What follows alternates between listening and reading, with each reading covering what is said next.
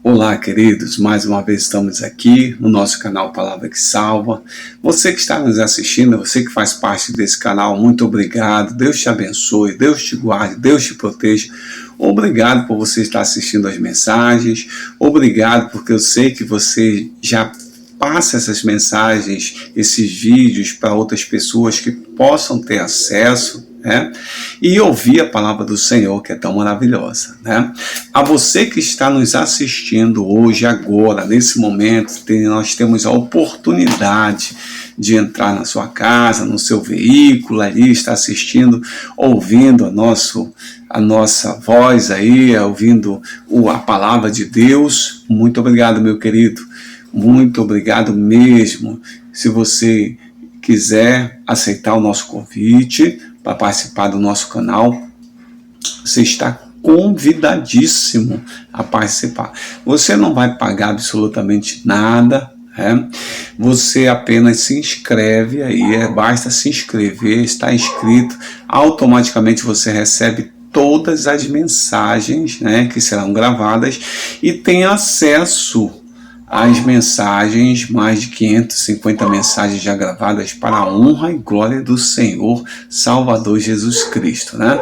Graças a Deus que o Senhor tem nos sustentado com sua mão poderosa, tem nos dado a sua paz, tem guardado com a sua mão forte. Obrigado a todos, né?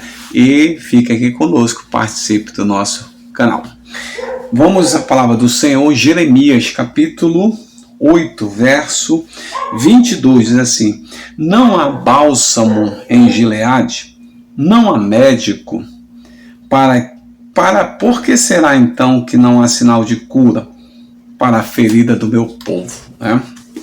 Nós vamos falar um pouquinho sobre as feridas da alma, né? Que fazem com que algumas situações aconteçam na nossa vida sem o nosso controle. Mas eu quero trazer para o contexto a vida de Moisés, para nós estarmos aí fundamentados na palavra do Senhor. E eu quero mostrar 3 momentos na vida de Moisés e a consequência desses 3 momentos. A gente sabe, né? Todos são conhecedores, Moisés foi um grande homem, um grande líder, um grande patriarca, uma grande referência, um grande ícone na história, né, dessa geração de adoradores do Senhor, desse contexto que é a Bíblia, né, a toda a formação, todo o histórico da Bíblia que traz esse homem Moisés como uma grande referência de passividade, paciência, calmaria e todas as outras qualidades que ele tinha, né? Um grande líder que Israel teve durante um bom período. Então nós temos Gênesis capítulo 2, verso do 11 ao 12, Moisés ferindo um egípcio. Ele vê um egípcio maltratando um hebreu, vai até ele, inverte sobre o egípcio e acaba o matando, né? Então ele feriu o egípcio.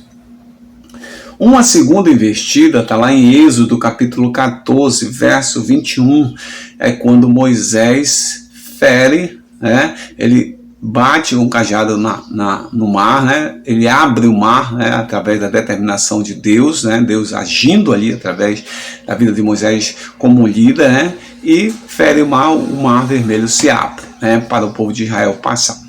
Uma outra investida que ele dá com relação a Gênesis 20, verso 7 a 11, que é quando ele simplesmente fere a rocha 2 vezes, né?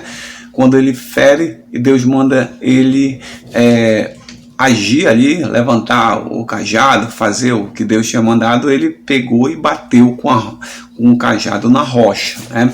E ali foi a terceira manifestação de Moisés, mostrando que quando Deus ele dá a sentença, o juízo para Moisés de que ele não ia entrar na terra prometida exatamente por a questão da rocha, a gente entende que somente aquele comportamento dele na rocha foi determinante. Não foi somente aquele. Aquele foi, como a gente costuma dizer, a gota d'água. Não deu mais para segurar. Por quê?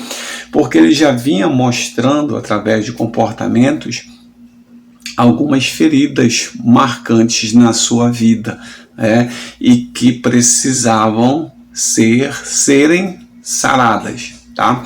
Então, lá no livro de Deuteronômio, capítulo 32, do verso 48 ao verso 52, você vai encontrar a passagem que Deus diz: olha, sobe o monte, Monte Nebo, vai lá que eu vou recolher você para o seu povo, tal. Você vai ver a terra prometida, você não vai entrar porque você feriu a rocha lá, como eu não determinei isso para você, você fez, né? Então lá foi a grande sentença ali. Então assim, o que Deus quer nos ensinar nesta manhã, nesse dia? As coisas não acontecem por um acaso. Não é simplesmente eu chegar hoje de manhã e dizer: eu vou matar alguém, não tem nada para fazer, né? O que eu vou fazer? Eu vou bater em alguém, eu vou brigar com alguém. Não. As coisas vão acontecendo, né, de uma forma gradativa e tendo um histórico, para saber as situações. Então, assim, por exemplo, quando você vai ao médico, né? Aí o médico assim: quanto tempo você vem sentindo isso, né? Quanto tempo você sente essas dores? Já faz desde... Qual foi a primeira vez? Então, sempre tem uma sequência que vai se agravando a cada vez mais.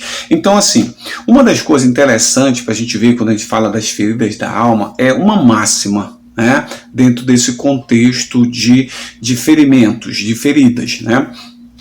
De agressão, por exemplo. Então, quem agride é porque um dia já foi agredido. Quem fere é porque um dia já foi ferido.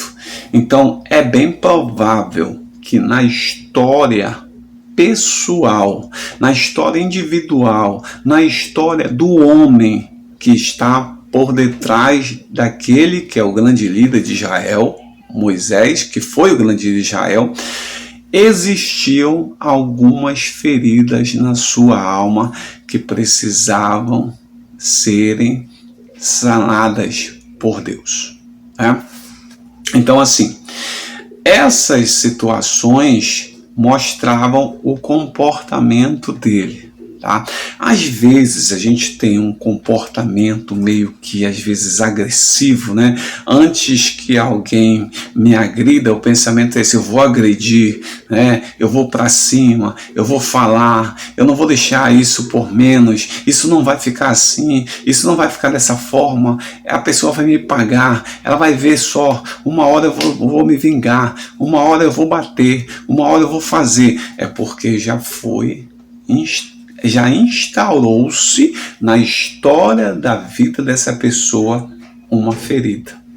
E essa ferida está ali, e de vez em quando, conforme o ambiente vai se mostrando e conforme a pessoa vai se comportando, de vez em quando há manifestações dessa ferida. Você vê na vida de Moisés, né? Feriu ali o egípcio, feriu o mar, feriu a rocha, e essas feridas foram se mostrando. Deus percebeu isso. Às vezes as outras pessoas não conseguem perceber ou visualizar. Passam, digamos que batido por o comportamento daquela pessoa. E até não entende por que essa pessoa agiu assim, por que essa pessoa é agressiva, por que essa pessoa assim é violenta e tal. Não entende a situação, mas na vida interna, na história interna dessa pessoa, deve sim ter traços fortes, de uma ferida que está ainda aberta. Um outro exemplo claro, quando a gente fala de ferida da alma, que é o clássico, é a vida de Jonas. Quando Deus disse: desce para Nínive, vai lá que tem uma obra para você fazer ali, que eu vou salvar a alma. Ele disse: não, Senhor Deus, me manda para qualquer lugar desse mundo, menos para Nínive.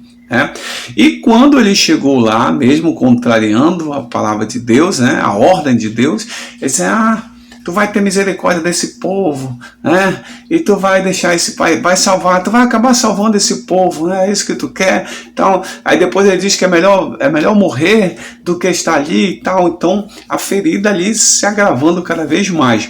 Então, diante dessas situações, é interessante a gente perceber o seguinte: algumas pessoas nesse mundo, elas vão ao encontro do Senhor, mas não colocam essa exposição dessas feridas para que Deus possa curar, né? E acabam o quê? Usando, né, a própria religião como escudo, para dizer, não tenho nada, não sou assim, não, jamais eu sou dessa forma, não, eu não digo isso, não falo dessa forma, não, eu não sou agressivo, não, eu não bato em ninguém e tal, se escondendo por detrás dessa suposta religião que ele estabelece ou que ela estabelece, né? E aí acaba o quê? Ficando a ferida lá. E a ferida uma hora vai sangrando. Por quê? Porque às vezes situações da vida dão uma cutucada lá naquela ferida. E aí a pessoa sente a dor e a ferida começa a sangrar. E esse sangramento é o quê? Nada mais do que a demonstração daquela ferida para todos os que estão à sua volta, né? Então, isso é muito doloroso, é um processo doloroso, mas, né, pode ser resolvido? Pode ser sarada? Pode sim, porque no livro de Jeremias ele diz, né, não há acaso um bálsamo em Gileade, não há médico em Gileade que possa curar a ferida do meu povo, né? Então Deus, ele é aquele que cura as nossas feridas. Às vezes a gente passa meio que desapercebido desses comportamentos. Às vezes as pessoas falam para nós e a gente nega, né? Tá negando isso. Não foi eu, não sei o que e tal. E aí são manifestações. Mas a Bíblia diz que se a gente parar para fazer uma introspecção, ela é bem clara, examine-se, pois o homem é a si mesmo.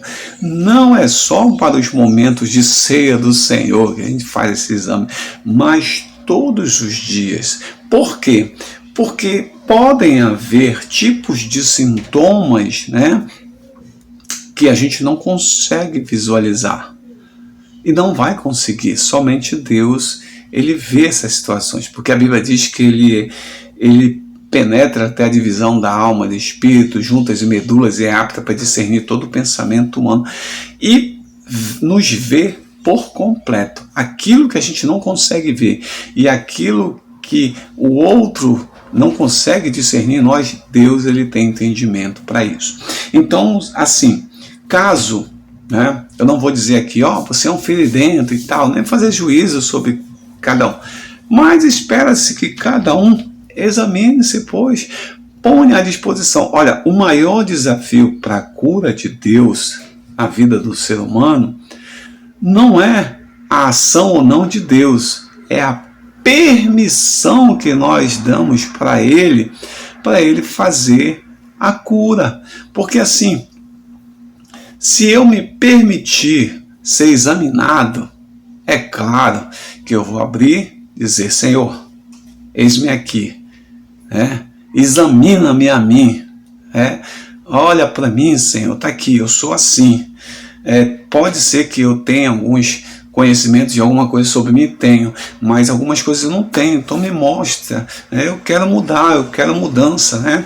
A Bíblia diz que foi para a liberdade que Cristo nos libertou e para sarar as nossas feridas. Então um exercício muito bom para hoje, que eu também vou fazer agora, desligando esse vídeo, e colocar na presença do Senhor e dizer, Senhor, o que eu tenho, Senhor Deus, que eu não consigo ver, mas eu entrego a minha vida nas tuas mãos? Você pode fazer também, faça, coloque-se diante do Senhor. Às vezes a gente não consegue perceber essas coisas, mas Deus consegue perceber e derramar sobre nós o bálsamo de Gileade. Deus te abençoe, meu amado, Deus te abençoe, minha amada, Deus te guarde, Deus te proteja, em nome de Jesus. Amém.